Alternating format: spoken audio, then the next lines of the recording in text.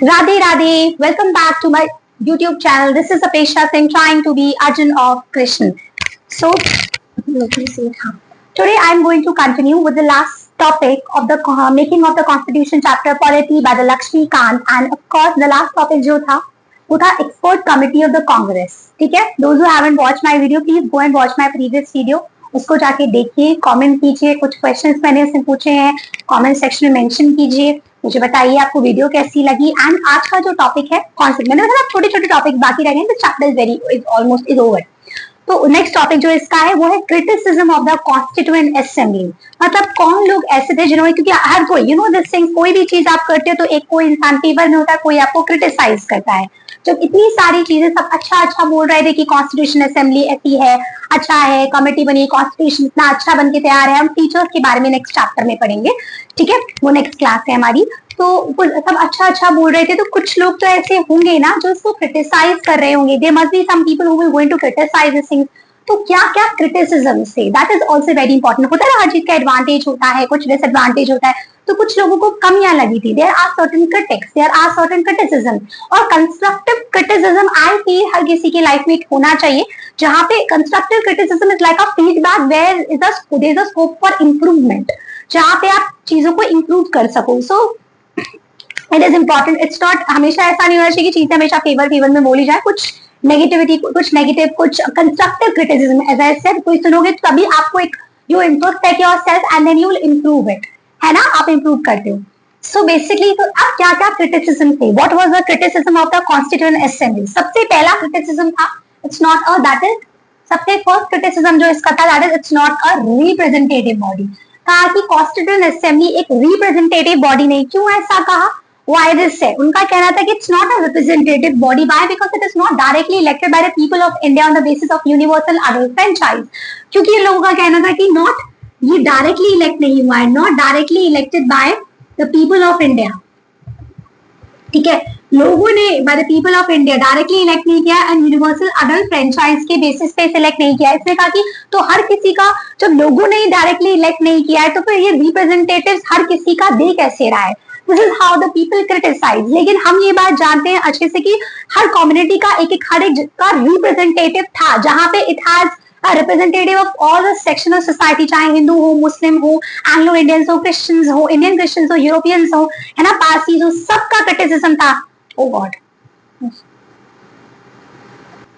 हाँ, so but we know this things कि हर किसी का रिप्रेजेंटेटिव था। इट्स नॉट अबाउट नहीं था, बट क्योंकि क्रिटिसाइज करने वाले तो हैं, तो देवर थिंक कि नो डायरेक्टली इलेक्ट नहीं है तो कैसे रिप्रेजेंटेटिव है।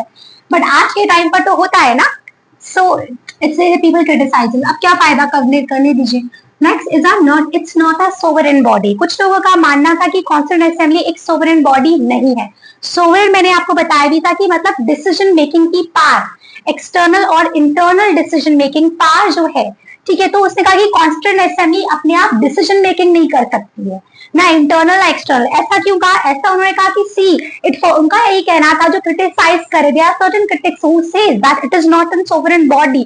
Why? Because they said it is created with the proposal of British government. उन्होंने कहा कि कॉन्स्टिट्यूएंट असेंबली तो खुद, याद है ना, कैबिनेट मिशन आई थी, उससे पहले क्रिप्स मिशन आई थी, कैबिनेट मिशन आई थी। तो मैं कहा कि पहले सबसे पहली चीज तो ये खुद एक ब्रिटिश गवर्नमेंट के प्रपोजल से बनके तैयार हुई है, तो खुद का डिसीजन मेकिंग तो क्या ही हुआ। और जितने भी सेशंस हो रहे हैं, ऑल द सेशन 11 सेशंस हुए थे ना कॉन्स्टिट्यूएंट असेंबली के, to all the 11 session they took with the permission of the British government. जितने भी सेशंस हो रहे हैं, मीटिंग्स हो रही हैं, वो सारे ब्रिटिश गवर्नमेंट की परमिशन से हो रही। तो इसकी अपनी डिसीजन मेकिंग पावर है कहाँ? This is how the people were criticizing. But इसका पॉजिटिव पॉइंट ये है कि though it has been taken with the permission of British government, but the discussion which we're having, they have a full liberty to discuss whatever they want. They have a full liberty to make the constitution the way they want. कर सकते हैं ना, उनके पास पूरी आजादी थी उस तरीके का कॉन्स्टिट्यूशन बनाने की। So this is how the people were saying. इस तरह से लोगों का कहना है कि they have to take the permission लेनी पड़ती, परमिशन ऑफ ब्रिटिश गवर्नमेंट्स की। This is what they said. उसके बाद यहाँ पे कुछ लोगों का कहना था कि कॉन्स्टिट्यूएंट असेंबली, इसको कितना टाइम लगा, 2 years 11 months 18 days लगे थे ना, तो 2 साल लग रहे हैं इसको, 11 महीने 18 दिन, इतना time consume, it is unduly taking a lot of time, बहुत सारा समय ले रही है। इनफैक्ट उसने then they given an example, फिर उन्होंने एग्जांपल दिया अमेरिका का, which they said the frameworks of the American constitutions it took less than 6 months. उन्होंने सिर्फ 6 महीने लिए। अब अमेरिका में है भी तो 7 ही आर्टिकल्स ना, 7 ही तो है फंडामेंटल राइट। तो इट ऑब्वियसली उसमें भी 6 महीने लिए इन्होंने करने में। तो इमेजिन, सबसे ज्यादा ऑस्ट्रेलिया ने एक्चुअली 9 ईयर्स लिए। तो उनके हिसाब से आप ये भी तो देखो ना, तो how if you compare proper parameters in it, so this is what they were saying. And इसी में एक और इंसान थे इसमें कहा जिन्होंने इसको एक टर्म दिया, that is a drifting constitution. ठीक है, ही कॉइन्स द टर्म, जिनका नाम था Naziruddin Ahmad. He is a member of constituent assembly. He criticised by saying कि ये ड्राफ्टिंग नहीं, ड्रिफ्टिंग कॉन्स्टिट्यूशन तैयार हो रहा है, मतलब नीचे और समय ज्यादा लेता जा रहा है। This is how they said it is a time consuming. Next, dominated by the Congress. Next उनका कहना था कि ये कॉन्स्टिट्यूएंट असेंबली पूरी की पूरी कांग्रेस से डोमिनेशन है।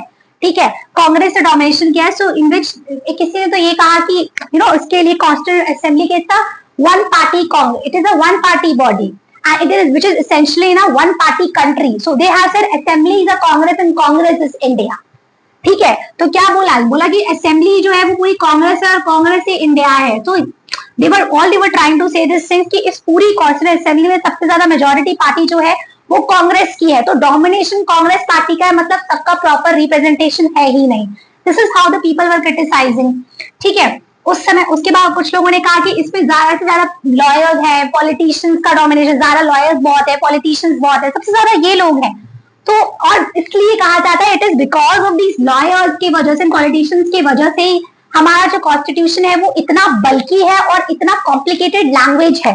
They have given this thing, it is because of them कि इतना बल्कि बना है और इतनी कॉम्प्लिकेटेड लैंग्वेज तैयार की गई है।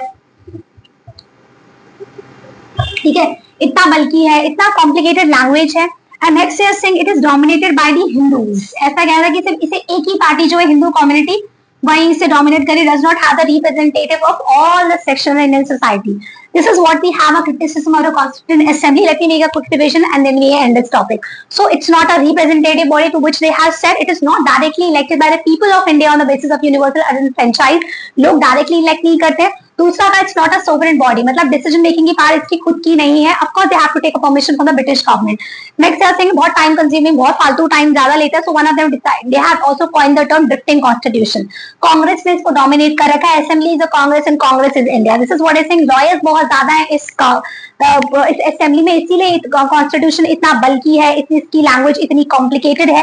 Next is it is domination by the Hindus, इसमें हिंदू कम्युनिटी बहुत ज्यादा है। This is the end of the topic. ठीक है, आप प्लीज लाइक कीजिएगा, प्लीज सब्सक्राइब कीजिए। कोई भी आपको टॉपिक समझ ना आया, अपना फीडबैक मुझे दीजिए, कमेंट सेक्शन में मेंशन कीजिए। You can follow me on Instagram, उसमें मुझे डीएम कर सकते हैं, कमेंट सेक्शन में मेंशन कर सकते हैं। सब्सक्राइब कीजिए, share as much as possible. Thank you so much. Radhe Radhe.